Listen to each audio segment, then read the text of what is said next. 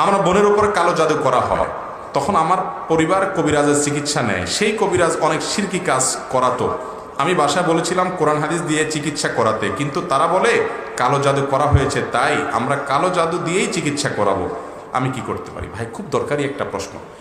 কালো জাদু, black magic আজকাল অনেককে করা হয়।